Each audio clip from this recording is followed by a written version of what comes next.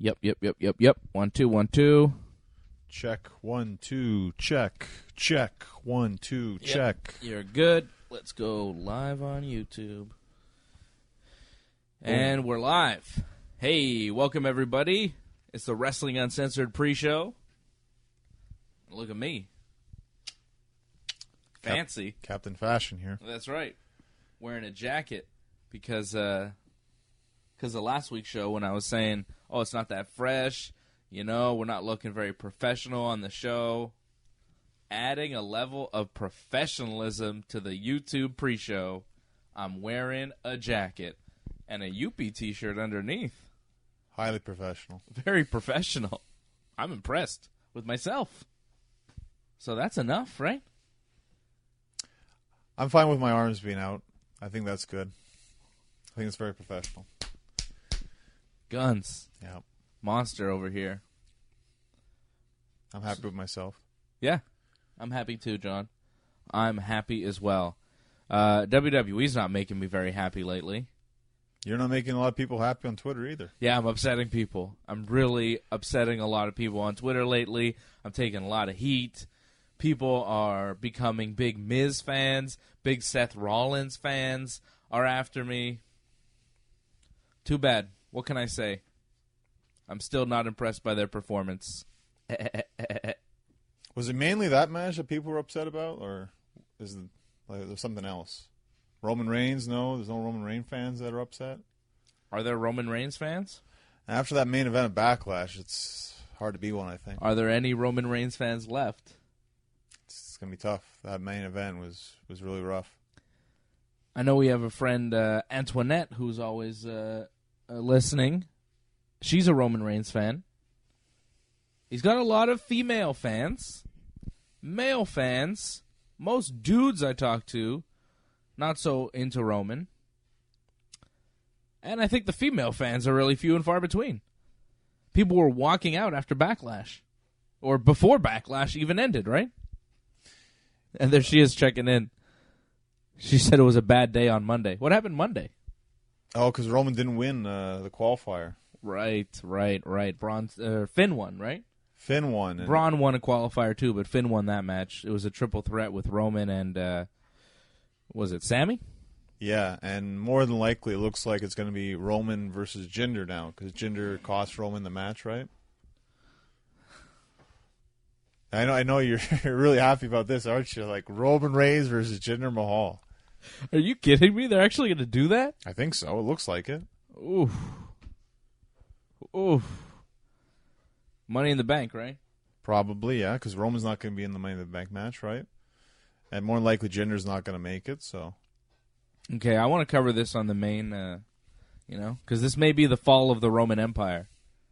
Yeah, right. It'll be the fall of Jinder, I think. That's about it. I read a thing where Vince is not happy.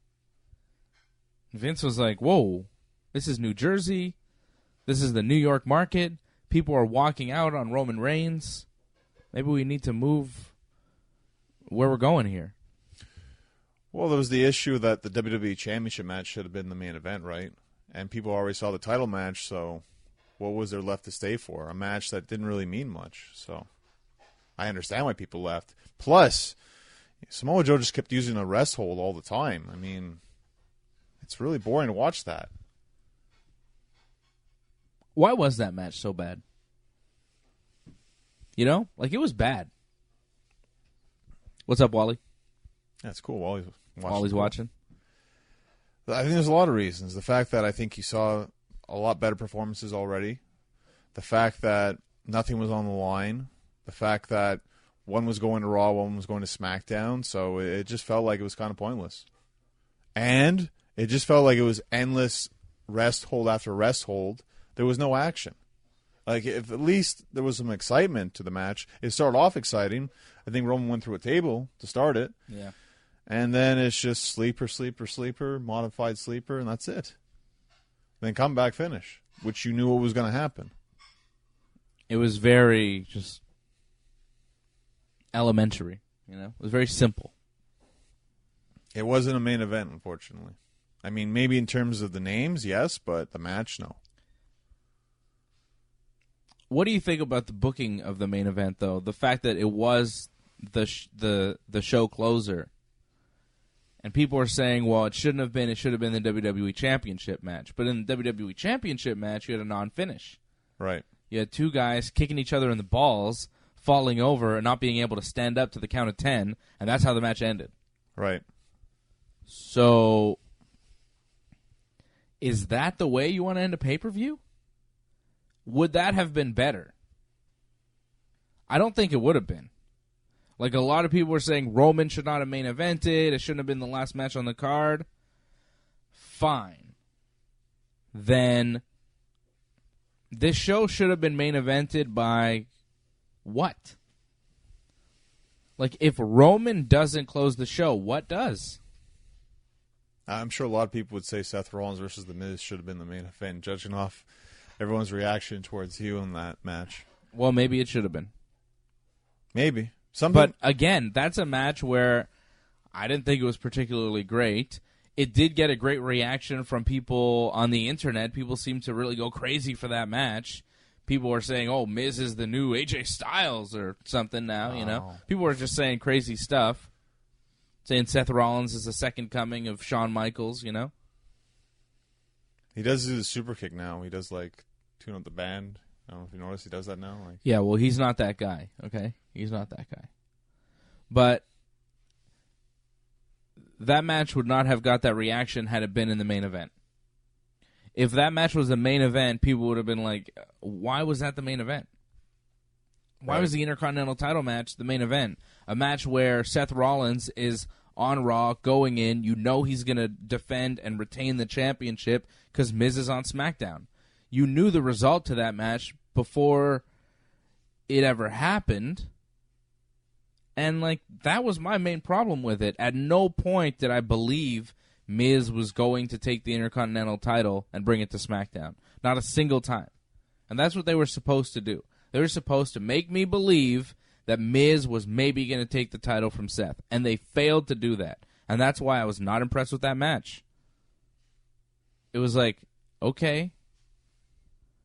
It was long. But just because you're in the ring for a long time doesn't mean you're having a good match. Just because you cut a long promo doesn't mean it's a good promo. But even when he hit his finisher for the second time in a row, like, you didn't think he was going to win there? No. Wow, okay. I'm like, wow, he hit the finish twice and then he kicks out? That's a lot. I understand they're pushing Seth Rollins. It's like a lot of false finishes, you know, and I know what that's designed to do. Maybe I've watched too much wrestling and I'm just like, oh, really? But you got to wake up pretty early to fool me, you know? Like, you really got to bring it. And those guys, they didn't bring it for me. Again, I think it was a difficult situation where you had a four-way ladder match you saw before, and then he had a great match, I thought, with Finn on Raw. And for him and The Miz to go out there and have that caliber of match, it just wasn't possible. I think they still had a good match because it was the opening match, the first match people saw, and I think people were going to like it regardless. Yeah, and that's why it's got that reaction. Seeing comments here, somebody saying Ember Moon or Asuka should have been the main event. Ember Moon and Asuka are two of the most entertaining performers on the roster, and they weren't even on the card. Did Asuka even wrestle this week at all? I don't think so. No. She had one of those selfie promos that sucked. Yeah. Yeah, not a lot happened this week, really. I mean, you had some qualifying matches.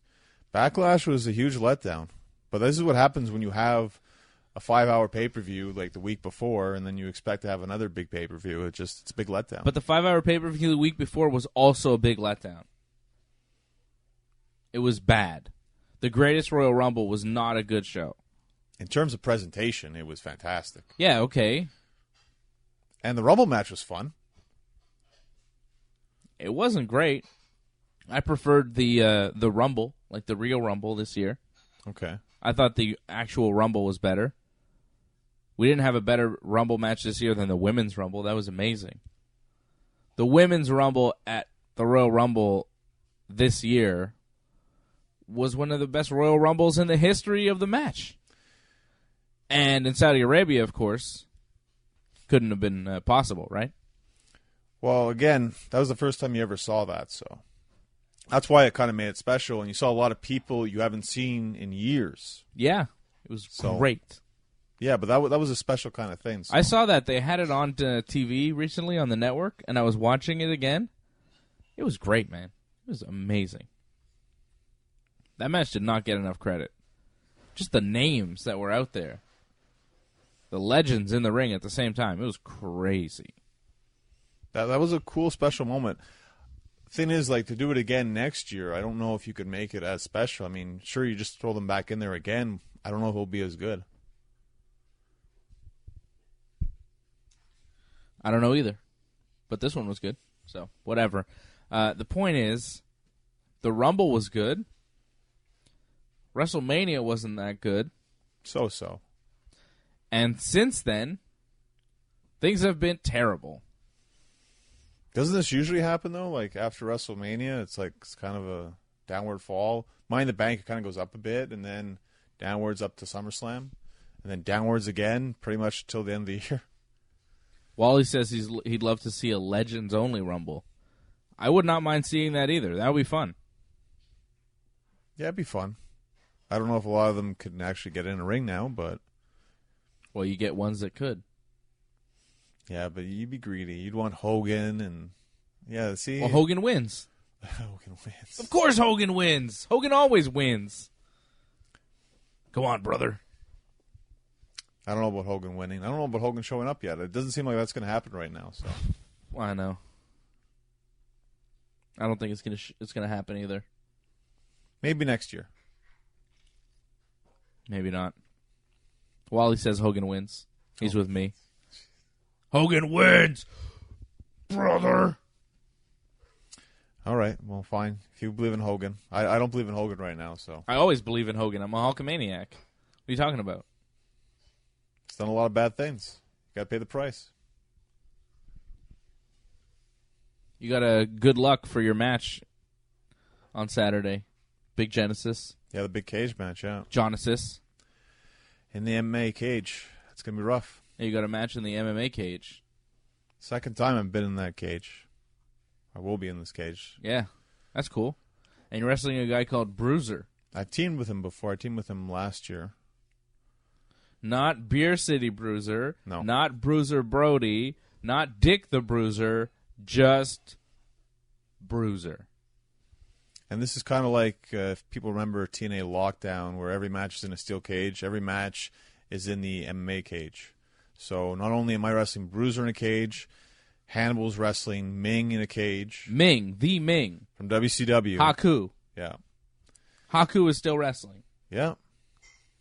Not full-time, obviously, but... How old is Haku? Oof. He must be nearing his 60s now. At least. His sons are pro wrestlers in Japan. It's not going to be an easy match for him, too. Like, Hannibal's a monster. I'm looking up how old Ming is. Yeah, Hannibal is, like, really rough. And isn't he kind of, like, kind of rough on guys sometimes, you know? Can he shoot on people? Yeah. But Ming was notorious for that, too, right? So that's what makes this match fun. Tonga Fifita is 59 years old. Wow. 59. His sons all wrestle in Japan, though. Tama Tonga, Tongaleo, and the other one. There's three of them. There's the big giant guy, then there's Tama, and then there's, the other one. Fale? No, Fale is not his son. Oh. Hold on. I'll find out. What are those guys' names? Hikuleo. Yeah, Hikuleo. Has New Japan ever had a Rumble is a question. Yeah, they have. They actually had a Rumble. It was the New Japan Rumble before Wrestle Kingdom this year in January. And what did the winner get? I don't know. Nothing? That's a bummer. Yeah, I don't know. Speaking of New Japan, we should take care of some business. I know I promised a New Japan podcast, and it didn't happen. But I'm getting to it. It's in the works. It's in the works. Because next week it will happen with the Phantom. Episode 2 of What's Phantom in Japan will drop next week. And it will be a New Japan podcast, myself and the Green Phantom talking about New Japan Pro Wrestling. So that's going to happen early next week. That is a guarantee, okay? When I guarantee things, that means it's guarantee going to happen. So we're going to do What's Phantom in Japan, episode 2 next week. We'll recap everything in New Japan and give you a little preview of Dominion, which is going to be sick because Jericho will wrestle Naito. Wally says the great pre-show has made up for it, for the lack of New Japan podcast this week. I do apologize, but things piled up. We weren't able to get it together with Phantom, so we're going to do it next week, and we'll recap everything that happened over the past few weeks there with all the road to Dontaku, and mostly the Dontaku matches, you know, the Tanahashi against Okada match where Okada retained the New Japan world title, the Will Ospreay and Kushida match, which was incredible, where Ospreay retained the junior light heavyweight title, or junior heavyweight title, and the other big match was, of course, Naito beating Suzuki and becoming the new IWGP Intercontinental Champion. And then we had all the stuff with Kenny Omega and the Bullet Club, Kenny and Cody, and Kenny had a match with Hangman that was incredible as well. Really some great matches happened over the past couple weeks in New Japan. That's fine, but I want to hear about Chris Jericho apparently retweeted you like twice this week. What happened exactly? Yeah, Jericho retweeted me twice this week. Why? Because me and Jericho are like this. Jericho is a Wrestling Uncensored fan. Okay. He watches the show on YouTube. He listens to the podcast every week. He's a fan of ours, and we're a fan of his. What did you do? What did you tweet? Oh, I just mentioned how Jericho's beating on Naito was just savage because Jericho beat up Naito on Dontaku. Naito was in a tag match with Los Ingobernables. He was celebrating a victory. And then Jericho jumped in. As Naito was leaving, Jericho was wearing a mask, kind of what he did to Rey Mysterio one time. Yeah. Where he was in the crowd, and he grabbed Naito, and he started beating him up, and he bloodied Naito. Naito was a mess. He likes the bloody guys. Yeah. And Jericho then just he beat him up severely. He beat up some young lions. He was slapping guys. He was swearing like crazy. Heard some F-bombs, apparently. Did you see the Jericho, the post beating promo that he did as he's walking out of the arena? I only heard about it. It's amazing. You have to see it. Okay. I will show it to you. All right? Do not leave here without seeing it. It is great. Just, you could never do that in WWE, though. He's just swearing constantly. It's mostly F-bombs. Wow. It's great.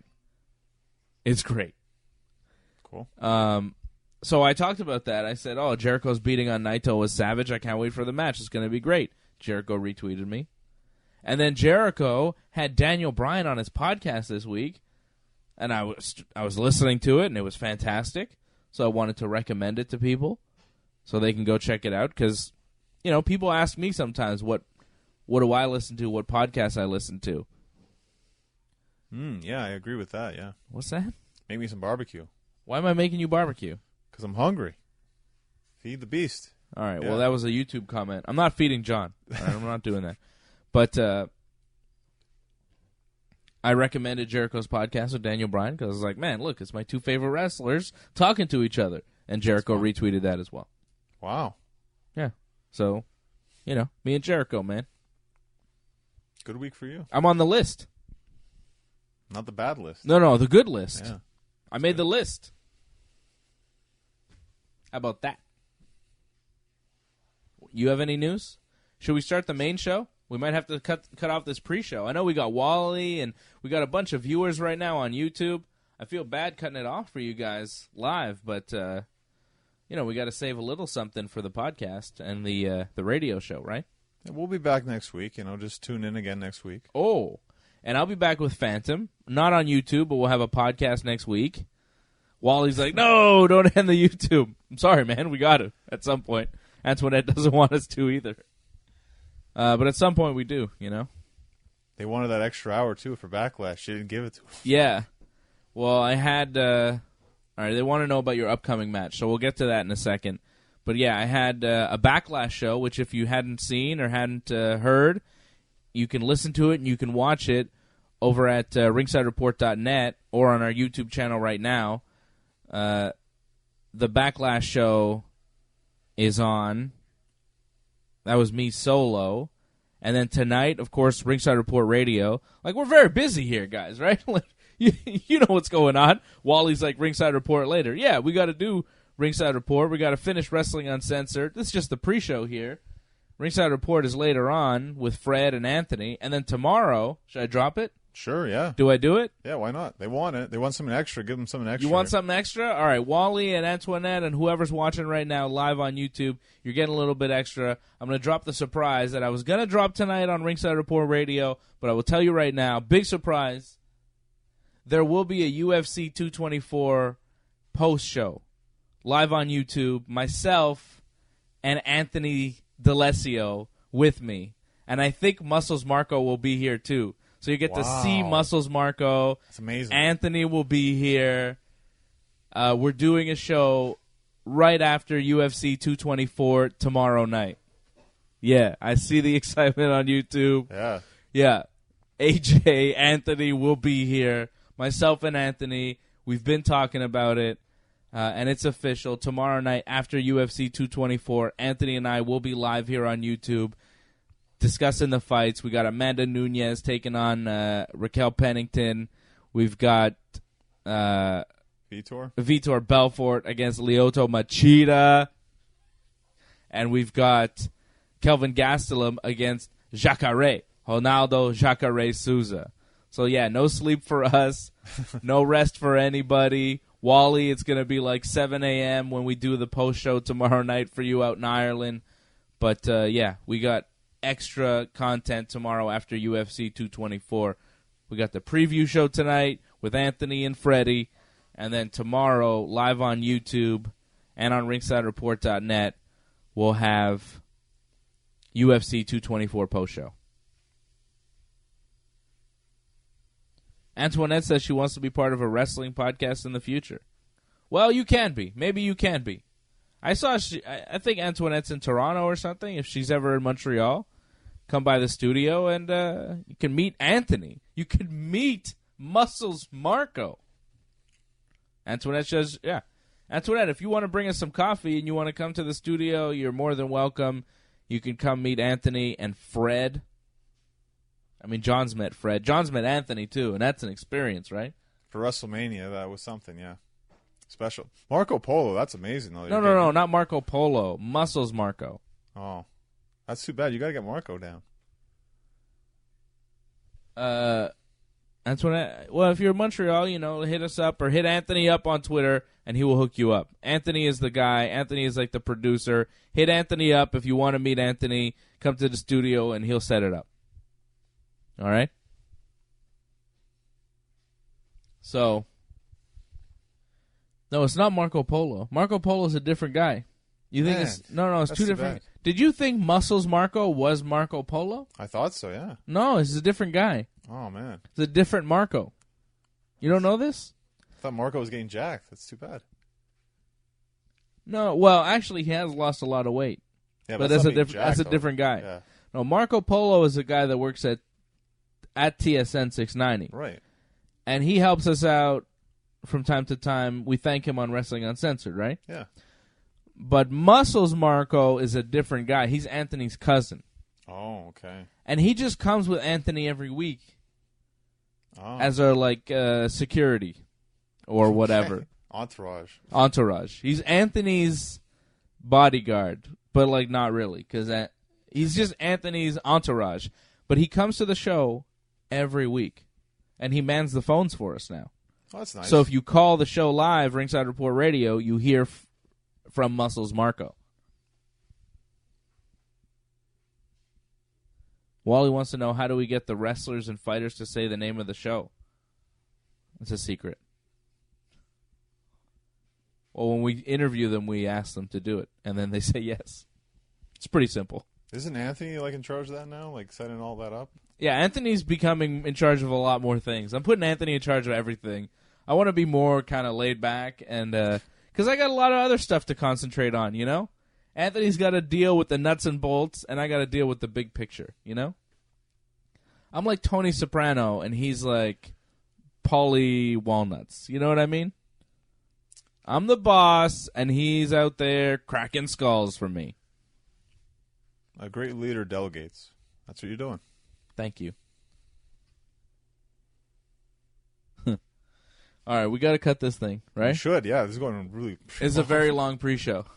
But we had to talk about your match tomorrow. So you're wrestling a guy. Tell us about the guy. Bruiser, I've teamed with him before. Yeah. He's a bit older guy. Bit older, 50s. In his 50s. Yeah. But he's around from the area, so this is kind of like his hometown kind of thing. It's going to be a tough match. And you're in where? Brockville. Brockville, Ontario. Yeah, at the Brockville Memorial Center. It's not going to be easy. What's the crowd like on a show like that? It's a tough crowd, actually, because they're used to wrestling, and yet it's going to be an MMA cage. And you saw what we did last year in the MMA cage. It's a mix of wrestling and MMA. Some people like it. Apparently, they liked it enough that they brought it back. And some people are like, what the heck am I watching? It's a very brutal match because falling in that ring, it's very painful. Because it's not the same way you'd fall in a wrestling ring. Yeah, right? You're not supposed to fall like that. And yet you have to try to do that. Also, that cage, man, I got some scrapes and bruises from that, just going against it, grinding against it. It's very unforgiving, that match. And plus, some guys, like we mentioned with Hannibal, some guys like to shoot on you, so you put yourself in a very dangerous situation. Hopefully, Bruiser's in a good mood, and it won't come to that, but it might come to that. I think you can handle yourself, though. You said the guy's in his 50s. Right. But it's also his hometown kind of thing. He might get kind of excited. Ooh. And plus, you want to make things look good. I don't disagree with that. So, and you're in this kind of environment, it's not going to be an easy match. Well, I wish you luck. I hope it all goes well, and we'll hear about it next week, right? That's right. And, yeah, shout out to I Am D. Lloyd. I see you commenting, saying, I know you. I do know you. I mean, I don't know you. We've never met. But we talk on Twitter all the time, and I see that you're watching on YouTube. So shout out to you. Thanks for watching. Thanks to Antoinette and Wally and everybody else watching and commenting. It's been fun. This has maybe been the most fun, interactive YouTube pre-show that we've done, right? See, it works. I know you didn't like it at first, but it's starting to work. You know what I think makes it the best one ever? The fashion. I mean, look at this damn jacket I'm wearing. Yeah, they just knew that was going to happen, I guess. Yeah, they knew that I was going to be fashionable this week after what I talked about last week. Antoinette saying Toronto's getting Smackdown and Raw in August. Yeah, I saw that. That's nice. Good for you, Toronto. You get everything else, so I'm not surprised. How many more pay-per-views are you getting, too? Yeah, you're going to get WrestleMania again, too? Keep bragging, Toronto. I'm not impressed. I get it. You're Toronto. How about a takeover, Yeah, why don't you get NXT TakeOver and then a pay-per-view and then Raw and SmackDown? Didn't they already do that? Yeah. Survivor Series? What was it? Yeah, it was Survivor Series. Yeah. Oh, and Wally says announce it before it goes live in the future. That was a good idea, John. You previewed it before. Smart. I have some good ideas sometimes. Good thinking. See? I'm delegating. You're one of the soldiers. You're like my Silvio Dante, John. Wow. That's a good thing. You watch Sopranos, right? You know used to. It's been a while since I've seen Sopranos. Yeah, but you know what I'm talking about, right? If I'm Tony Soprano and you're Silvio, that's a good spot for you. Silvio didn't die, did he? He didn't die at the end. He wasn't dead, but he was shot up pretty bad. Okay. I can live with that. Yeah. All right, we got to wrap this thing up. Thank everybody for watching. And I think they wanted to see the Vince voice, right? Well, that's for the show, no? Thanks, Antoinette. She says I look sharp. See?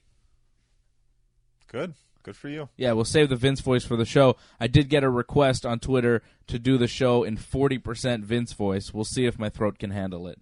Quite frankly, I'm not sure if it can. Vince. See how it, like, embodies me? Like, see here? I'm like, Vince McMahon. Rah! You know? Good luck. Good luck doing that for the whole show. Okay. Thanks, YouTube. Thanks to the pre-show. And we'll start the real show here. Okay? Okay. Whoop. We could always do some extra for the pre-show as well. Like, we should do a little bit of extra. Like, extra. Are you kidding me? Are you that tired? It was like 30 minutes. It was long, but man, it was fun. Did you like that? Was that fun for you? I enjoyed it. It's fun when people like talk. A lot of interaction there. And now it's just you and me. Yeah, keep your jacket on, buddy. I'm glad YouTube wasn't on for that. Oh, my. Oh, but this is, I guess, mainly for Wally right now, because the new season of 13 Reasons Why comes out next week, so we're going to start talking about that on the next week's show. I'm looking forward to that. Remember that show about depression, like the suicide one? Oh, my God. Yeah, that was a weird episode where we did that. We're going to do that again. Like, I don't know about next week, but maybe the week after.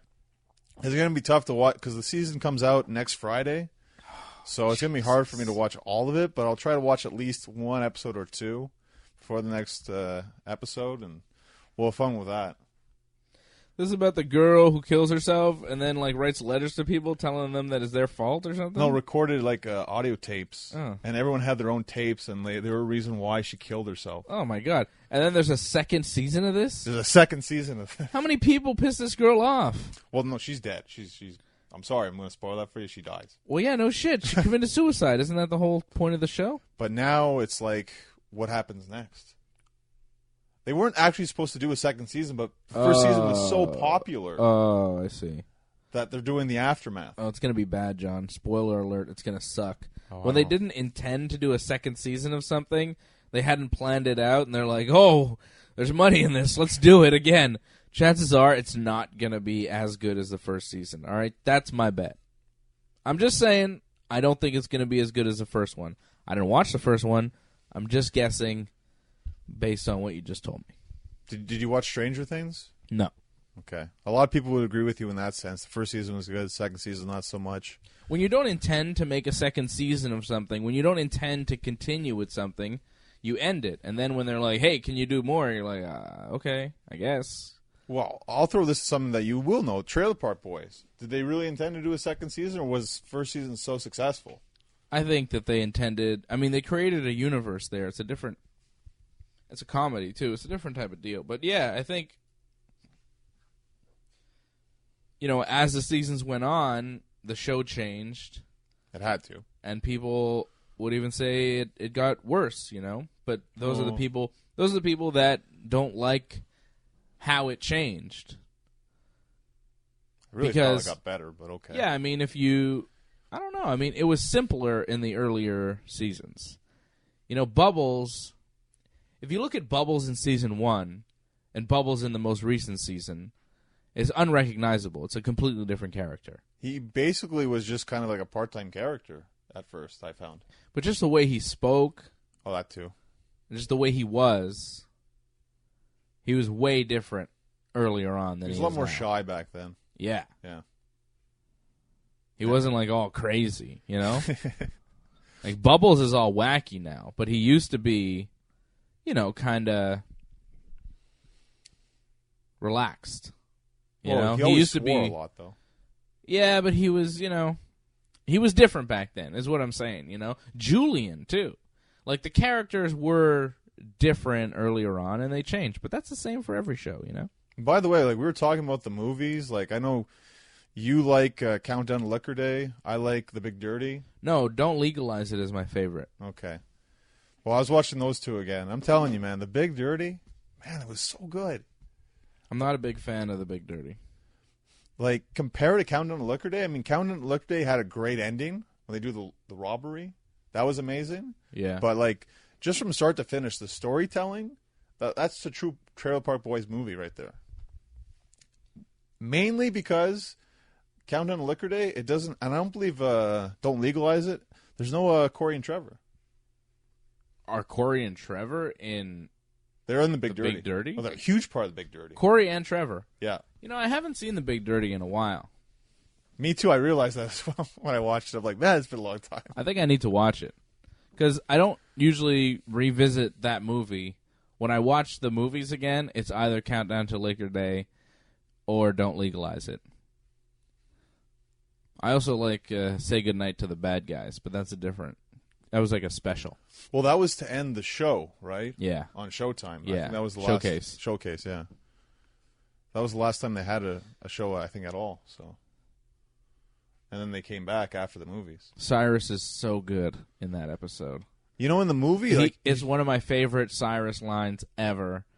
When he's like going into the VIP and they give him weed and he's got his ladies, you know, and he's doing the dirty dancing. Oh, okay. And then he's like, "Fuck off! I'm Cyrus. I got sitting down to do." And he sits down on the couch. It's so good. It's such a classic Cyrus line. "Fuck off! I'm Cyrus. I got sitting down to do." I think that's why I like The Big Dirty. There's just some classic lines and moments. Like, maybe not the greatest, like, story adventure, but... I really don't remember it. I'm going to watch it again.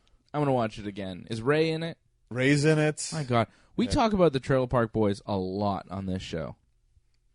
A lot. We should get them on the show. Oh, it'd be amazing. Yeah. But not, their swear-net personalities so much. Just get the Trailer Park Boys. Yeah, no, I want Ricky, Bubbles, and Julian. I don't want Jean-Paul Tremblay on my show. Rob Wells is kind of funny, though. But no, but I want Ricky. It's a different funny, yeah. Yeah. It'll be fun. All right, can we start this thing? Yeah, let's do it. It's ridiculous. Long show, huh? It's like an hour already? It feels like it. It's been nearly an hour. Wow. We spoiled you here. Hey, this is the Heartbreak Kid, Shawn Michaels, and you are listening to Wrestling Uncensored. Hey, this is Antonio Cesaro, and you're listening to Wrestling Uncensored. This is Rob Van Dam. You're listening to Wrestling Uncensored.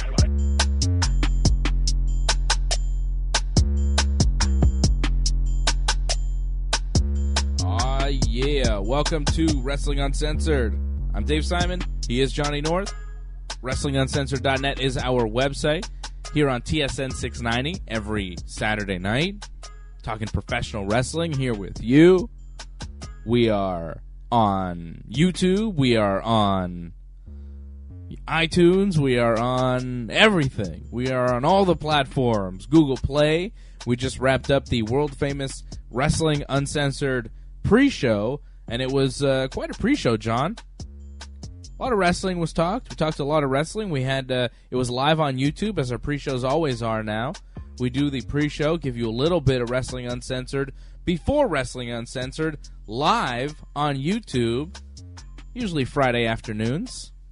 And we just had a live pre-show, and we had a lot of people interacting with us, so definitely check out our YouTube channel, youtube.com/ringsidereport.net with the .net spelled out DOTNET, and check out our Twitter feeds at Dave Simon MMA and at North Genesis to check out when that pre-show will be, so you can watch us live, as we are live on YouTube quite often now, doing extra shows for you.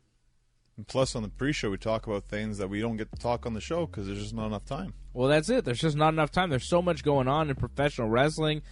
You know, we talked about New Japan Pro Wrestling a little bit. We talked about when the next New Japan podcast is going to drop on the website. We talked about the WWE and Backlash and that pay-per-view that went down.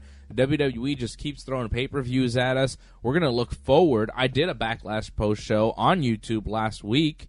Right after Backlash, I was on live with you, and a lot of people were talking, and we kept the party going till late into the night. And we look forward here now on the show to Money in the Bank, because there's just not enough time to recap Backlash. So if you want to hear about Backlash, go back, listen to the podcast archive over at ringsidereport.net or on our YouTube channel, because we got to recap Raw and Smackdown, right? I mean, so much happens in the WWE in any given week.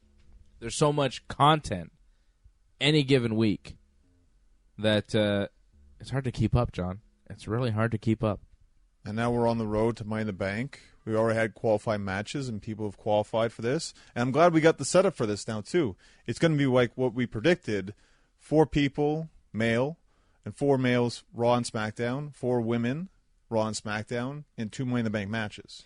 So we're talking about 8 total people in these matches, and it'll be a dual brand match with 4 from each brand. Makes a lot of sense. So far, we have Braun Strowman and Finn Balor qualifying from Raw, and The Miz and Rusev qualifying for SmackDown. Did you hear the rumors that there might be a tag team Money in the Bank ladder match? Because there was a poster that had 3 briefcases, but apparently that's been dropped, though. Oh, really? Yeah, I don't know if we're going to get that, unfortunately. I think it would have been a cool idea to have the tag team one. How about, on the pre-show, a 205 Live Money in the Bank match? Yeah, that would have been something. Why not? Yeah. They could still do that. They definitely could. I think 3's fine, and probably in the pre-show, like you say, because a pre-show cruiserweight Money in the Bank match that steals the show. Just go out there, let 8 cruiserweights go for it in a ladder match. They would kill it. I mean, they have the roster to really impress some people. And if you look at it now that it's a dual Raw and SmackDown pay-per-view, the pre-show should mean more. And they haven't done that so far. I didn't think they did it last time with Backlash, but they could really do that if they did that with the Cruiserweight Money in the Bank. Give something to those 205 Live guys. It's not even much when you think about it, because not everyone watches the pre-show still. It would be something, though. And they'd have the opportunity to, get people talking. Have a really good match, right? So many guys, too, that just don't get an opportunity. We didn't even get a Cruiserweight match on the pay-per-view at Backlash. I saw 205 Live when they were here in Montreal, and I saw Hideo Itami. I was like, oh, yeah, this guy. So excited to see him, you know? There's guys on 205 Live that you forget about. You like them, you like seeing them, but if you're not watching 205 Live on a consistent basis, you have no idea they're even around. And that's kind of a problem with 205 Live. I've noticed they're not on Raw anymore either. They used to have 205 Live matches on Raw, but now the Cruiserweight show is just relegated to that one show. Well, I guess because they have their own GM now. So I guess they can tell their own storylines. They don't need Kurt Angle to help with the storylines. It does limit their exposure, though. Completely. I feel like I was more aware of what was going on in the Cruiserweight division when they were on Raw. It was better this way. I don't know why they dropped it. I don't know about you, but I'm not watching 205 Live every week. I'll catch it here and there, but it's not something that I'm consistently watching. Because like I said, they're putting out so many shows. Do you have time to watch 205 Live? Do you have the interest in watching 205 Live? And you look at the grand scheme of things, they aren't going on the pay-per-views. There's no Cruiserweight title match at the pay-per-views. Sure, we got one at the Rumble, and it was fine, but it led to nothing. They're just not featured that prominently, so it doesn't really give you much of a reason to pay attention. There's a lot of wrestling to watch, and sometimes things fall through the cracks. I know they're doing some good stuff. I hear all the time. There's some guys on Twitter that are always saying, oh, this match on 205 Live, this match, but I just don't always have the time to catch it. There's so much wrestling out there. I think it's really a shame that Enzo is no longer in WWE because he got people talking. And you kind of had to pay attention to what Enzo was doing. Yes, I agree. Big Cass, on the other hand. Oh, boy. Big Cass, on the other hand, loses to Daniel Bryan this week at Backlash. Then attacks Daniel Bryan after Backlash, or after the match, right? Right. But then was not on SmackDown at all. And there is a story going around. Did you hear the story about Big Cass? That he's in trouble, that he has heat? What happened? Well, apparently, when Big Cass was in Montreal on SmackDown, and he brought out the little person dressed as Daniel Bryan, he was only supposed to give him a big boot, but he followed up with punches that he was not supposed to throw. Apparently he was asking if he could throw those punches, and they said no, only the boot, but he went out there and did it anyways, and there is a rumor that he is in trouble for it. I don't know if that's true or not. It's just something I saw. Well, that's not good. If you've seen what happened to Kevin Owens and Sami Zayn when they did something they weren't supposed to do, they're falling down in terms of the rankings in WWE. So, Big Cass, that doesn't look good for him. And he doesn't need another setback at this point in his career. No, he really does not. But I don't really care because it's Big Cass. It's not like that promo is any good. It's not like his matches are any good. I think Bryan pulled out the best match he possibly could have with Big Cass at Backlash. Not to say it was anything great. It wasn't the match I wanted to see in Daniel Bryan's first singles match on pay-per-view in over 2 years. This is his first match coming back, and he wrestles Big Cass. That's what you give us. And then Cass beats him up afterwards. And then you follow up with Smackdown this week and what happened in the main event. And this is coming here, John. I've been waiting to unleash this since Tuesday night. Yikes. Rusev beat Daniel Bryan. Clean. In the middle of the ring. He hit him with a kick and pinned him. 1, 2, 3 to advance to Money in the Bank. I'm surprised you're so mad that Rusev won a match finally. This should be like a happy moment for you. It should be. But it's the guy he beat that makes it a terrible moment. Because Rusev has been jobbed out consistently for so long. We've been like, Rusev Day. And then he loses. It's like, oh, here, it's going to be Rusev Day. He's going to wrestle Rhino, and he loses. Oh, Rusev Day, he's wrestling Miz, and he loses. It's like every time you think Rusev is for sure going to win the match, he loses the match. And then he wrestles Daniel Bryan and beats him clean? What does that say about Daniel Bryan? What does that say about how the WWE plans on booking Daniel Bryan? Well, we talked about this off air. And I told you that Daniel Bryan in Money in the Bank being just another guy is probably not the best spot for him on this pay-per-view. It's better to fill it out with Daniel Bryan in a singles match instead. And Rusev, it's great for him. He gets a spot on a pay-per-view, which is very rare for him. Okay. Fine. Rusev did not have to beat Daniel Bryan clean, though. He could have cheated to win easily. He's got Aiden English out there. Aiden could have jumped up on the apron, distracted Bryan, Rusev hits the kick, and pins him. But that's not how it went. And I don't mind Rusev beating Daniel Bryan clean in any other circumstance, but the problem is Rusev has been losing every match he's in. He's been going nowhere. Just getting destroyed by everybody. And now I'm supposed to believe that he can beat Daniel Bryan? Well, if I believe that, well, what do I believe about Daniel Bryan? That he's not very good and the only guy he can beat is Big Cass? Or that the beating Big Cass gave him after the match was so vicious that Daniel Bryan is hurt again? And isn't at 100% already? So Daniel Bryan is weak. Daniel Bryan is injury prone. Daniel Bryan can't handle a beating from Big Cass and then beat Rusev 2 days later. That's what I'm supposed to believe. That's the story the WWE told. Daniel Bryan is too beat up from Big Cass, and that's why he lost to Rusev. And that's why you're mad. Well, I'm not happy about it. I think Rusev should have cheated to win. Daniel Bryan should have been beat up from Big Cass, and Rusev needs to cheat to win. But isn't it great for Rusev to finally get something like this? You've wanted this for so long, and he finally gets it, and you're rejecting it. Yeah, you're never happy. Obviously. Why does it have to be over Daniel Bryan? I'm not happy when it's sacrificing Daniel Bryan to do it. Why couldn't Rusev beat somebody else? Anybody else? Who's even on SmackDown these days? Not a lot, actually. Yeah.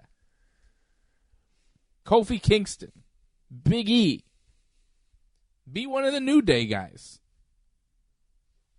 I actually wouldn't mind one of the New Day guys being in Money in the Bank, and that can go with your prediction where you want one of those guys to win Money in the Bank because they'd all be Money in the Bank, right? Yeah. Rusev could have beaten Jeff Hardy. No, The Miz had to do that. Come on. Why? Because apparently The Miz needs to be in Money in the Bank. Because apparently The Miz is a huge star. You haven't realized this yet, obviously. Have you? I'm starting to realize it now. Like, The Miz has pinned Roman Reigns not once, but twice. The Miz can beat anybody on the roster. He pinned Roman Reigns twice? Twice. When was this? When he won the IC title. Granted, tons of cheating and interference, but still, to give him a win over Roman Reigns, The Miz can beat anybody. Yeah, but he's not particularly good, though. And I didn't like the finish to that match with Jeff Hardy where Jeff hits the Swanton and then Miz, rolls him up afterwards. So so Jeff Hardy hits his finisher that puts away everybody, but Miz, he rolls out of it. Jeff Hardy beat Randy Orton last week with the Swanton. Yep. But he can't beat The Miz? What is this giant Miz push all of a sudden? What is with the world seemingly thinking The Miz is a better wrestler than Daniel Bryan or something? It's crazy the amount of praise that I've seen heaped on The Miz in the past week. He is not Okada, He's The Miz. What are you talking about? Well, you're going to hate this, but I believe right now at this point, The Miz is the odds-on favorite to win Money in the Bank. I don't know if you're seeing it that way, but it's more than likely him and Daniel Bryan, right? Eventually, more than likely at SummerSlam. And I could see The Miz possibly champion at that point. I wouldn't be surprised. Whoa. I know this is, blowing your mind right now, but I could see it happen. You're talking about a Miz title run? Yeah. But AJ Styles is the champion now. It'd be sad. It'd be worse if The Miz beat Brock. Man, would I be pissed if that happened, but... That's impossible. I think it's impossible, but man, The Miz just beats everybody. It's crazy. That's the least believable thing they could possibly do. It'd be insane. It would be. Miz beating Bryan is not believable. Well, not in any way. We're building. Just look at the way they wrestle. It's not believable. But we're going towards that. Miz is not believable. That's the big match, man. Believe it. It's going to happen. More than likely at SummerSlam. And that's why, a big reason why Daniel Bryan's not in Money in the Bank, because The Miz is in that match. Yeah, that makes sense. You want to keep Bryan and Miz separated, and I could see them going down the road with Bryan versus Miz at SummerSlam. It is a built-in feud, and if you think about it, it's a great story. Who was Daniel Bryan's pro in NXT when Bryan started? The Miz. That was a great storyline. And it's gone on for years. And Miz really is the anti-Daniel Bryan. He is the total opposite of what Bryan is. And maybe that's why I hate Miz so much. Because I love Bryan so much. What Daniel Bryan is exactly what I want in a professional wrestler. Exactly. To me, he's the perfect wrestler. Perfect. And Miz is not that. He's not believable in the ring. He's all flash and talk and look and whatever with his gear and his gimmick and his whole thing. And Bryan is not that. He doesn't need that. Because his wrestling does all the talking and all the flash for him. Well, The Miz, he's kind of reached Triple H status in a sense. You're there for so long that people just respect you because they've seen you for so many years. Doesn't mean you're a good wrestler, but because they know you and you've done so many things throughout the years in WWE, people respect you. Yeah. I'm not into it. But I could see them building towards Miz and Bryan at SummerSlam. It's a big match. I don't think it's going to be for the WWE Championship. I don't think it has to be. I think Miz should lose to Bryan, but we'll see what happens. I don't think Miz wins Money in the Bank. Who's winning then? Braun Strowman. You think so? Yeah. I'd be surprised. He won the Greatest Rumble. He's on a tear right now. I think they're going to put the whole company on Braun Strowman's back. It's just... I think they're going to bail on Roman. I think they're really starting to realize it's not working. The company is in a really terrible spot right now. TV has been bad. Ratings have been bad. People are walking out before the main event. Things are not going well in the WWE, and they are starting to realize it, and they need to change direction. They need to. It's like getting to a level here with the Roman Reigns thing where it's not worked for so long. It's like the ship is starting to sink. And people, alarms are starting to go off now. Things are starting to happen. For a while, you can go, if you got a boat and you're headed towards a waterfall, say the waterfall is like, 100 kilometers away, right? Okay. The WWE is that boat. And they're on the Roman Reigns trail. And they are going, and they're going, and it's fine. It's fine. But now they're about 10 kilometers away from the waterfall, and they're like, wait a second. We're about to fall off here. We're in big trouble. So they got to change direction. And that's what I see the whole Roman Reigns thing as. For a while, you could go in the wrong direction for a long time and not realize it. And you could try and push and say, no. Somebody could say, hey, I think we're going in the wrong direction. And say, no, we're going in the right direction. It's fine. Shut up. So you keep going in the wrong direction. People keep poking you and say, no, I think you're going in the wrong direction. And they say, no. And then eventually they say, hey, we're going in the wrong direction. And you're like, oh, God. We're going to die. Let's turn around. And I feel like that's where the WWE is right now. They're 10 kilometers away from the edge of the cliff. They're about to fall off, and Vince is like, quite frankly, we need to change the direction of the ship. What are we doing? Roman, you're terrible. Why did I ever do this? I mean, you're really handsome. I think you got great muscles, and you're vascular. And oh my God, but people don't like you for some reason. What's wrong with these people? I don't know. Triple H piping in there. Here's my problem with your idea of Braun Strowman becoming Mr. Money in the Bank. He also sucks? No, I don't think he does, actually. I think he's actually pretty good. He's all right. He's fun, actually. Yeah. There's no Brock Lesnar on Raw, so it's hard to tease that there's going to be a cash-in when the champion's not around. It's a lot more fun to tease a cash-in on a champion who's there, like AJ Styles. Hence why I think The Miz, who is perfect for doing those kind of teases, is the best candidate to win this match. Yeah, I don't disagree with you. I don't.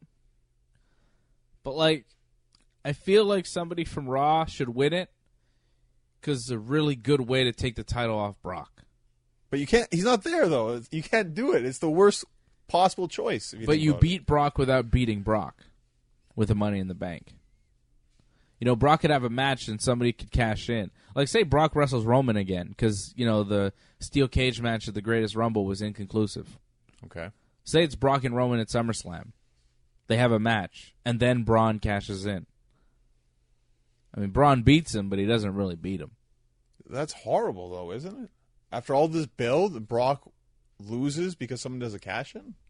Then he's still as strong as he always was and usable when he comes back from his UFC excursion. And you haven't lost anything, but you've taken the title off of him, and you can use your belt again. I think it's a good play. Because you keep Brock strong, which I think you want to do. Why kill the beast? Why not just piss him off so that when he comes back, you got to be real scared? The beast never got beat. He's mad. He wants revenge on Braun Strowman. He wants his title back. That's a good story.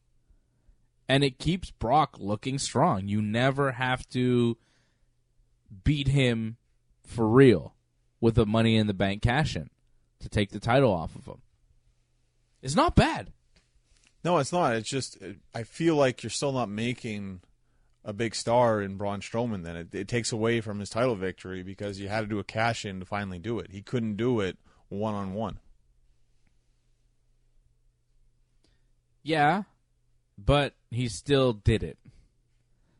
You know, he's still the champion. You can have him beat Roman to solidify him as the champion. You know, he faces Roman in the next pay-per-view. He beats him. He's the champion.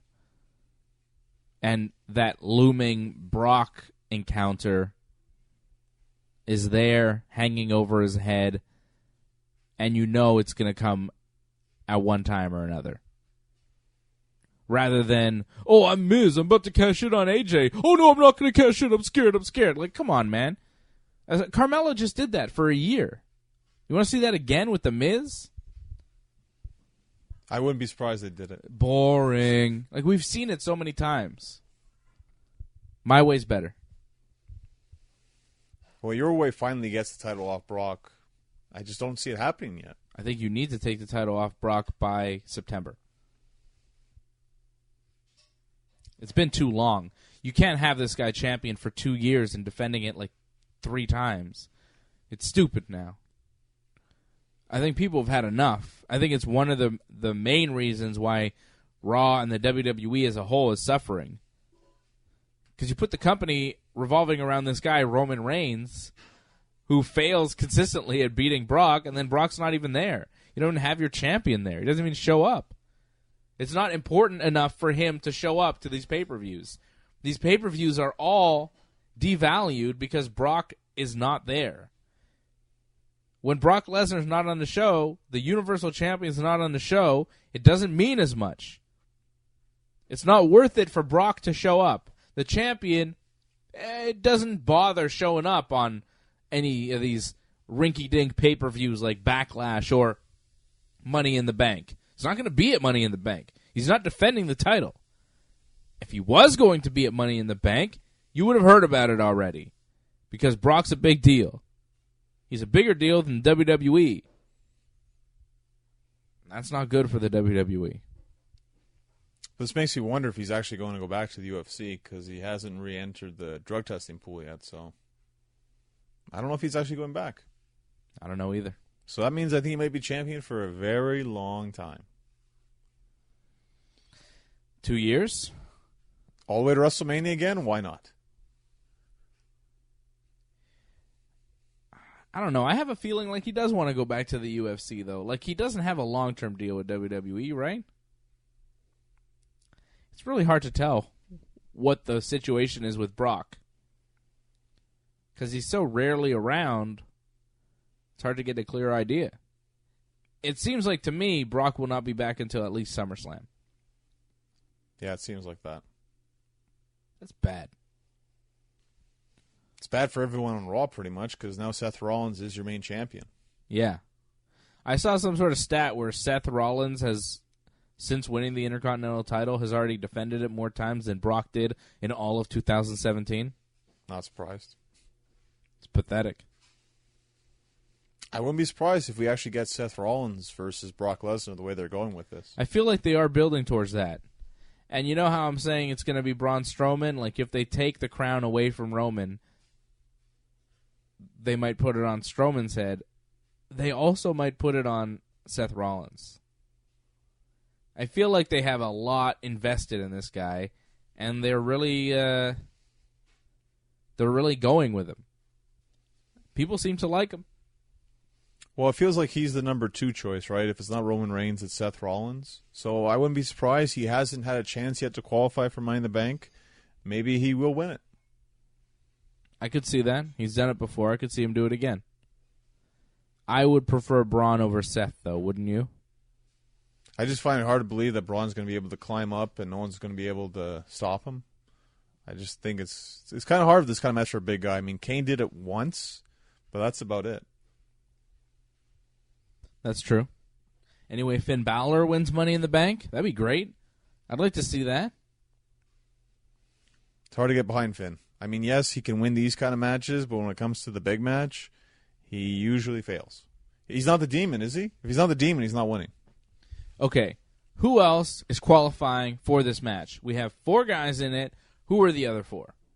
Now, we do have a match coming up on SmackDown. It will be New Day versus The Bar. The winner of that match gets 1 member to qualify for Money in the Bank. So if The Bar wins, they have to decide it's either Cesaro or Sheamus. If New Day wins, it's either Big E, Woods, or Kofi.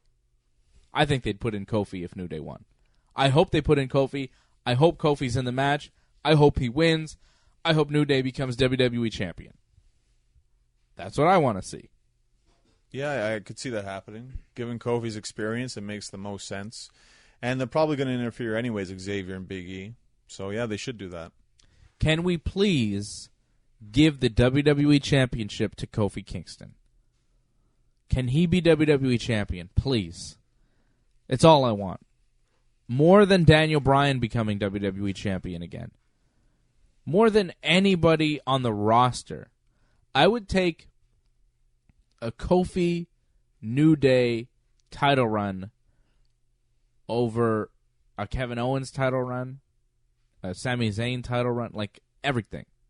It's what I want more than anything in WWE. I think it would be amazing. I think it would be huge. And it would make New Day even bigger than they are right now. It'd be something if it happened. I'd be kind of shocked. I just don't see it happening right now. It just feels like it's never the right time for New Day to be WWE champion. Maybe Big E, I could see that one day, but just not New Day as a whole. I want it to be Kofi. Kofi deserves it. If anybody deserves it, it's Kofi. He's definitely been there a very long time. If Nakamura can somehow defeat AJ, more than likely we're getting that match at Money in the Bank. Yeah, maybe they might go down that route. That'd be so good. Evil Nakamura versus the New Day. I would love that. I would love it so much. But I don't know if we're going down that route. I feel like AJ's going to retain again, and we're just going to move on. I feel like more than likely a heel, like The Miz, is probably going to win Money in the Bank. I don't like that. Well, Samoa Joe more than likely is going to be in this match too, right? You think Joe's going to be in it? I think so. I hope so. Okay. So who's in it? Kofi? Right, you got Kofi, you got The Miz. Rusev is in it. Finn Balor, Braun Strowman. So we have, what, you think Samoa Joe? Right. 2 more spots. And they're from Raw, too, the 2 spots. Are they? Because, yeah, right? Yeah, because you already have... Kofi and Joe. Yeah. So... Sami Zayn? He did not qualify. Oh, yeah, he lost, right? And so did Kevin. Kevin also lost. That's good. Bobby Lashley? Yeah, Bobby makes a lot of sense. Bobby and Money in the Bank? Horrible promo on Raw, but... Oh, my God, that was so bad. What was that? I tweeted something out. Have you noticed that a lot of these big, giant muscle guys are cutting promos about them being children? Braun did it. Do you remember that? Braun said something on Raw this week. It was this week. It opened Raw. Yeah. Angle's in the ring and talking about Money in the Bank, and then Strowman shows up, and he said something about when he was a kid, something happened. Treehouse, yeah. The treehouse, and then kids wouldn't let him in the treehouse, so he broke the tree down, and kids were being mean to him when he was a kid. And then Big Cass a couple weeks ago was like, oh, Daniel Bryan reminds me of me when I was smaller, and I hate that guy, and what a jerk, and when I was little, I was small. And now Bobby Lashley talks about being a kid. This feels like a Vince McMahon directive to get these guys over in certain ways. What is with this when I was a kid promo that we're seeing a lot from 3 different guys over the past 2 weeks? It's mainly so they can relate to their main audience. Yeah. But it's a turnoff for guys like us. It's weird. It's weird. I feel like it follows the, what was that kid's name at WrestleMania? Nicholas? Yeah. It's kind of down that road. We started with Nicholas, and now we've got these kid promos from Braun and Cass and Bobby Lashley. Yeah, With but his sisters, like, picking on him. Sisters seem terrible. The- They would tie him up to a tree in the forest and just leave him there. He could have died. He could have been eaten by a bear.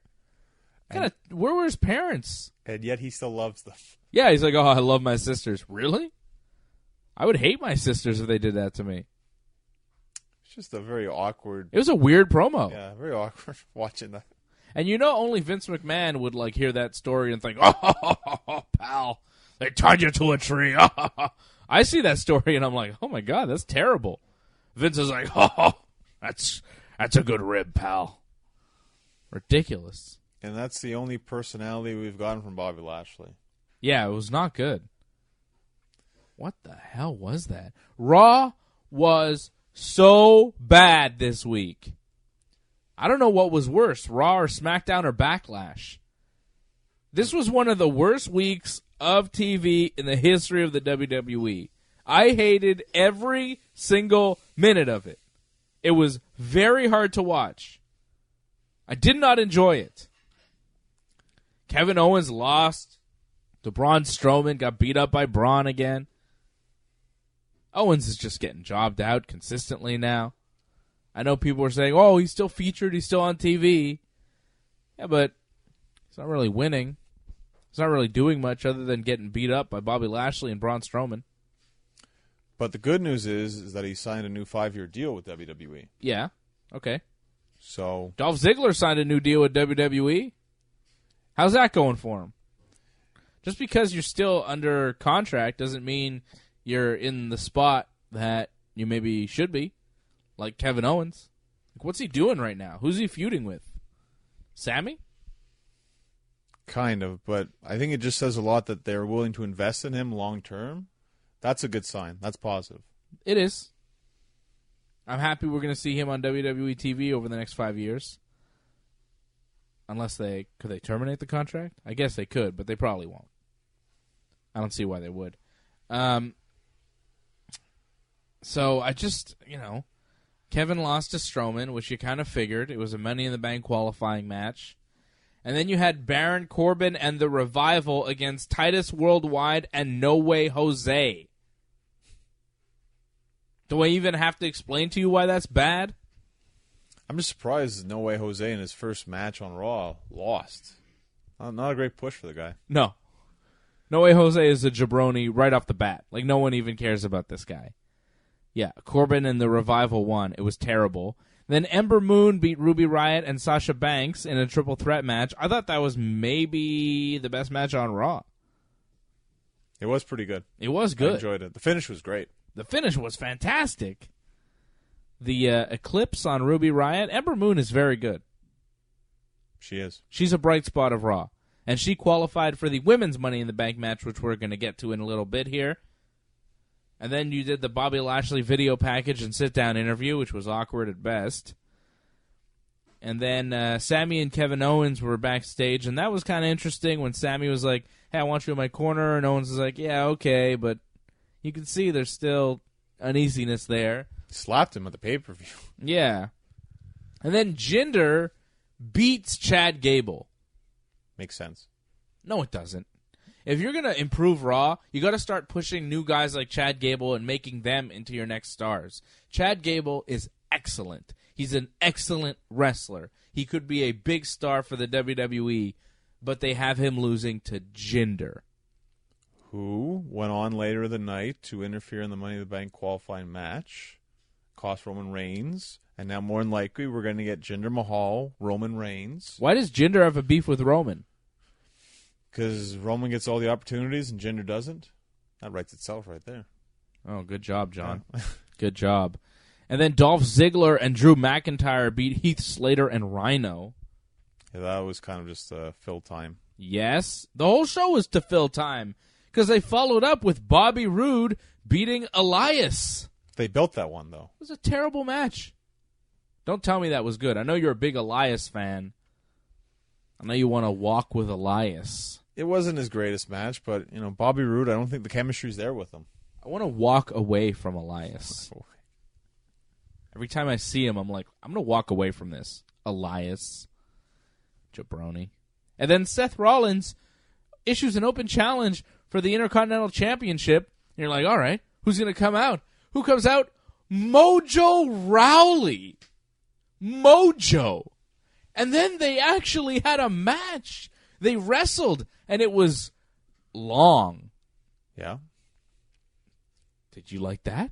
I was surprised. I didn't realize Mojo was on Raw. I'm like, oh, wow. Yeah, He's hey, Mojo's on Raw. Who cares about Mojo? That might be the last time we see Mojo. It may have been his best match, though, Mojo Rawley. Probably his longest match. Yeah, quite possible. It wasn't good. It wasn't good. And then you follow up with another boring match, the Deleters of Worlds beating Bo Dallas and Curtis Axel. Anything with Dallas and Axel is an automatic tune-out for me. They're jobbers. There's nothing going on there. They're Miz rejects, and he's on SmackDown. It's not good. And then the main event, Finn Balor beating Roman and Sammy in a triple threat. I thought that match was pretty good. I really enjoyed when Finn and Sammy were teaming up to beat up on Roman. That was the best. On the outside, yeah. Yeah, when they were bringing him outside and like Sammy gives him a kick and Finn's like, whoa, wait. Boom, he hits him with the double stomp. I liked that one point when Sammy's like in the ring with Finn and he's like, whoa, wait, don't attack me. Roman's out there. He's going to come back. You know he's going to come back. Let's go get him. Let's go finish him off. And Finn's like, nah, I'm going to beat you up a little bit more. But then Roman did show up. He did. But, yeah, Jinder held Roman's leg when he was about to win and spear Finn. And then Sammy hit Roman with the kick. And then Finn was able to pin Sammy after his finish. Pretty good ending, at least, to Raw. Good ending. Good match. Sammy and Finn in the main event. I'm happy with that. You have to sprinkle in a little Roman because it's the WWE and that's what they do. But Finn winning, main event, decent triple threat. It was the best part of Raw, but my goodness, did you have to sit through a lot of nonsense to get there. Did they kind of hype the fact that I guess we're getting Goldust versus Jinder? Is that actually a match, or was that just Goldust trying to convince Kurt Angle to give him a spot? I don't know. Because I felt there was something there. Or was it Zack Ryder? Zack Ryder also. Zack Ryder, yeah, I don't know. So someone's getting a spot against Jinder. And Jinder more likely isn't going to win, so they're going to get that spot. Goldust or Zack Ryder will be in Money in the Bank. It'd be cool for Goldust. It'd be cool for Zack Ryder. He needs it a lot. He does. I would push Zack Ryder over Mojo. They should have, but they didn't go that route. Zack is jacked. I think he might get the Jinder push if he keeps putting on muscle. He's looking huge. Did you see him on Raw? I did. He's never looked bigger. The guy looks in great shape. He did suffer an injury recently, though. So I don't know. Maybe he just was on TV and he can't wrestle. So I don't know. We will get to the women's Money in the Bank match. We had some qualifiers for that. And also, there will be a debut of a new superstar on SmackDown. We'll talk about that when we come back. It is Wrestling Uncensored here on TSN 690. What's going on, y'all? This is WWE superstar Kofi Kingston, and you're listening to Wrestling Uncensored. Hello, this is Mick Foley, and you are listening to Wrestling Uncensored. This is Santino Varela, and you're listening to Wrestling Uncensored. All right, welcome back. It is Wrestling Uncensored. I'm Dave Simon. He is Johnny North. WrestlingUncensored.net is our website here on TSN 690 every Saturday night. We had a Money in the Bank qualifying match on Raw that Ember Moon won. Over on SmackDown, another Money in the Bank qualifying match, which was won by the Queen, Charlotte Flair. She beat Peyton Royce with a figure-8 submission to qualify for the Money in the Bank. I was a little bit surprised to see Charlotte beat Peyton so quickly in Peyton's WWE main roster career. Like, she comes up to the main roster. I thought the Iconics would be booked strong, but maybe they're only booked strong as a tag team because as singles, they don't seem like they win a lot of these matches. I think they've both lost single matches to Charlotte so far, but in tag they have that big win over Asuka. Technically, it was Becky, but Asuka was there. So. Asuka and Becky. So they claim that they beat Asuka. Yeah. So they have that. They do have that, I guess. But I was a little bit surprised. Charlotte now advances to the Women's Money in the Bank. Now, this match, only 2 qualifiers this week. Who else is going to be in this thing? Well, it won't be Sasha and it won't be Ruby Riott, right? Right. Why not? Because they didn't qualify. They lost to Ember Moon. Right, in the triple threat. And it won't be Peyton Royce. Because she didn't qualify. She lost to Charlotte. So maybe Billie Kay's in it. Okay. See that? Yeah. I'm thinking actually it won't be Alexa Bliss because she talked about how it's not over with Nia. And if they possibly do that tag match, we're thinking of Natty and Ronda against Mickey and Alexa. So they won't be in the Money in the Bank match. Yeah, but then how do you do that match and then also do Alexa Nia? Like, you can't, right? That's if we're going down that route. I don't think we're going to see Ronda at Money in the Bank. I don't think she's going to wrestle at Money in the Bank. Honestly, at this point, it might not be till SummerSlam. Wow, that's too bad. Hopefully it's before then. There's one pay-per-view between Money in the Bank and SummerSlam, right? It's something? I want to say it's Battleground. That was Hell in a Cell. Oh, maybe. You could be right because they switched it up this year, right? Hell in a Cell was usually in October, but yeah, maybe they've changed the scheduling. Maybe they've actually switched that, actually, the two of them. I can tell you here in a moment. The next pay-per-view after WWE Money in the Bank Money in the Bank is going to be in Chicago in June, on June 17th, which is quite a ways away. It is Extreme Rules, July the 15th, in between SummerSlam. Extreme Rules in Pittsburgh. So there's that. Maybe at Extreme Rules we see Ronda, but I don't know. I could see the WWE waiting for SummerSlam to bring Ronda back. And I think she's doing some sort of movie or That's true, yeah. promotion for a movie or something. Like, she's busy doing other stuff right now. So I don't know if we see Ronda at Money in the Bank.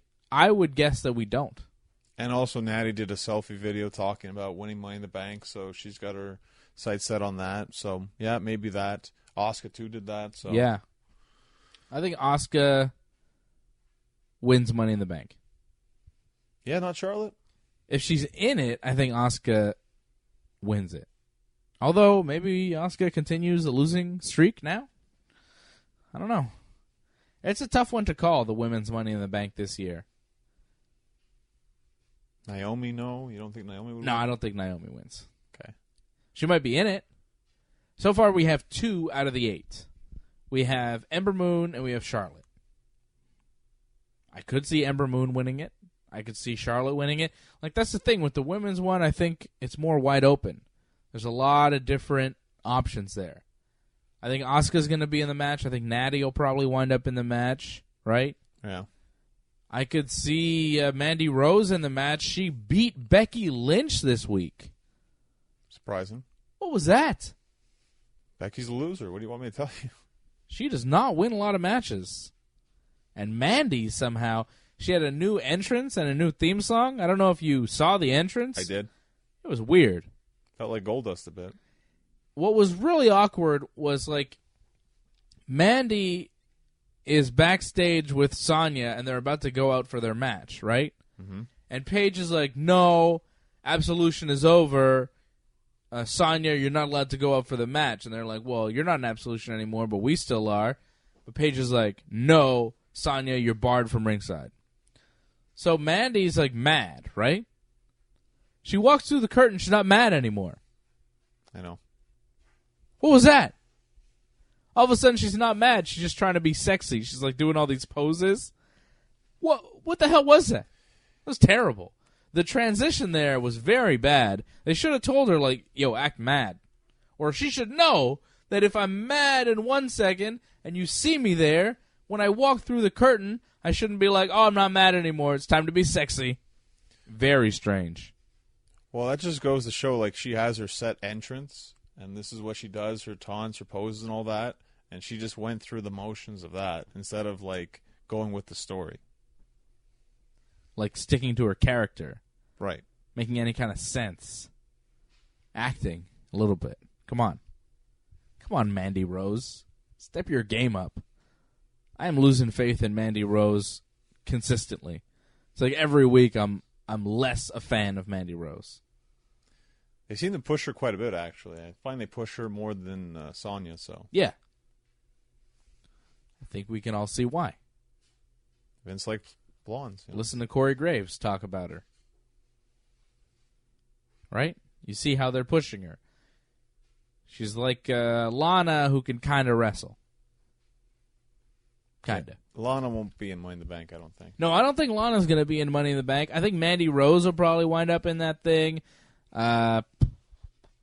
Maybe not Becky. Or maybe Becky gets a revenge match and she winds up in Money in the Bank and Mandy does not. I think Bayley has a better chance. Bayley. I don't know. We'll see. It's hard to say who's going to win that thing without seeing who's in it right now, but it could be anybody. Ember Moon could win it. Charlotte could win it.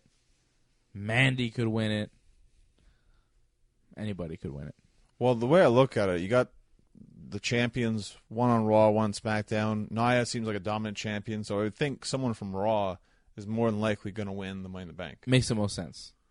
Unless Charlotte wins it and then cashes in on Carmella out of revenge. It's not impossible, yeah. Sure. It's not a bad story either. But isn't Charlotte like going to be out because she has to get surgery or something? Really? Because apparently she popped like an implant. What? Yeah, I heard something about that. And, like, I don't know what match happened, but apparently she popped an implant. So, will she be at Money in the Bank? I don't know. Apparently it's in jeopardy. Wow, that's rough. I can imagine. I'm a little disappointed that we're not going to see Ronda till SummerSlam. It's kind of dawning on me now that Ronda's probably not going to be around for a while. Disappointing. We kind of expected this, no? Like, we knew Ronda, like, just to be on TV, that was going to be enough. But to see her wrestle, I mean, that was going to be a special occasion. You knew that going forward. But she said she was, like, fully in WWE. But she's really, like, just another Brock Lesnar type. Until she wrestles on Raw, She shows up on Raw more often, but she doesn't really do much. She hasn't wrestled on Raw yet. No. She's wrestled one match. It's not enough for me. I'm not satisfied with that. Andrade Cien Almas will be debuting on SmackDown this week. And SmackDown and Raw, I think, are going to be in London, England, right? I believe so, yes. Yeah. So Andrade Cien Almas making his debut. Will he find his way maybe in the Money in the Bank match? Not impossible. Again, I think there's only like one spot left. For SmackDown? Or maybe there's two. Because The Miz qualified and so did Rusev, right? Yeah. So there's two more SmackDown spots. But then it's New Day and then it's either the Bar, right? They have the spot. So there's only really one spot left. Yeah. New Day or the Bar will get another spot. And then there's one spot for somebody else. Maybe Almas, though. Why not? What do you do with Joe then? I don't know. Does he have to be in Money in the Bank? He should be on the pay-per-view in some capacity, without question. How about a triple threat with Nakamura and AJ? You would think that'd be pretty sweet. It would end 1-on-1, though. With Nakamura and AJ? Yeah. How do you finish Nakamura and AJ? What is the match that they book them in to ensure that we have a finish? Because now 2 pay-per-views in a row, right? The Greatest Rumble and Backlash, where we have a non-finish. First it was a double count-out. Now it's a double count-down. What do you call that? Last man standing? Yeah, but a last man standing. What if they both kick each other in the balls again? They both fall down for a count of 10. Then, nobody wins again. Last man standing is not the way to solve this. Because if it was a last man standing at Backlash, we wouldn't have had a finish. Right? That's right. I quit match? That's pretty good. I quit match. Make the other guy say I quit. That way you know you have a winner. It's a way to get an ending to all this. Hell in a Cell would be great too, but it's a little too early to do Hell in a Cell. Hell in a Cell, I think, would be perfect. But if you're going to do Hell in a Cell in September or October... Yeah, it's not going to happen. I'd like to see Nakamura become WWE champion. I really would. I don't think it's going to happen. Ever? I think if it was going to happen, it was going to happen at Backlash. They didn't pull the trigger. I don't think they see him as WWE Championship material. That's too bad. I think this version of Shinsuke is the best version that he's been in WWE. Heel Shinsuke is excellent. The little promo he did on SmackDown, excellent. Where Renee was like, Shinsuke, you speak English. He's like, I used to speak English, but I forgot. So now, no speak English. That was great. I used to speak English, but I forgot. He said that in English, and now he's like, now I don't speak English. It's good. He's great. He's funny. I like him. I think he should be WWE champion. Johnny North, I think you should be WWE champion too. When can people see you in the ring? It's going to be on May 27th, I believe. I believe it's on a Sunday. And bell time is 2 p.m. Wrestling Ray Steele, 4375 Industrial Boulevard. No, actually 4325 Industrial Boulevard. My mistake. Tickets are $5 for the show. Pretty good. Check him out at North Genesis on Twitter. You can check me out at Dave Simon MMA for more info. Of course, every episode of Ringside Report Radio and Wrestling Uncensored available on our iTunes feed, on Google Play, on our YouTube channel, youtube.com/ringsidereport.net. We have live shows on YouTube all the time, live pre-show on YouTube. If you're listening to this on TSN 690, there's so much more Wrestling Uncensored content over on our YouTube channel and at WrestlingUncensored.net. All the info for all our iTunes feeds and everything is at WrestlingUncensored.net. You can check it out there. I'll be back for Ringside Report Radio. We're going to have all sorts of podcasts out this week. We're going to have a UFC 224 post-show here tonight, so check out our YouTube channel right now. Follow me on Twitter at Dave Simon MMA. Later tonight, we're going to have a live YouTube post-show for UFC 224, so check that out. So much going on in the Wrestling Uncensored and Ringside Report universe all over, YouTube and iTunes and everywhere you get podcasts. And we do live video shows as well, so you can see us. Where on YouTube is this? What do you mean where? I just told you. Say it again. YouTube.com/ringsidereport.net. Ringside Report with the .net. Spelled out? Spelled out. How do you spell it? DOTNET. Good job, Johnny North. Thank you. I want to thank Marco and Jimmy for helping us out back at TSN 690, and I want to thank you for listening. For Johnny North, I am Dave Simon, and this has been Wrestling Uncensored. Yeah, yeah. Yeah, yeah.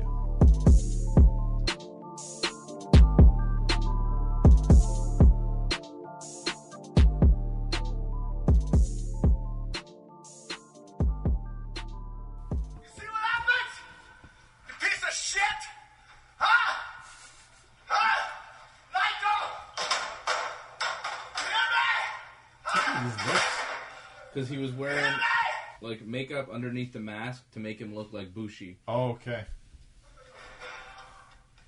Get your hands off me, you fuck! Ah! Come on, Naito! Ah! What you got? What you got, huh? What you got? You see what happened? Huh? Keep your nose out of my shit, Naito! Huh? You want some? Huh? Get out of here. Get me the fuck out of here.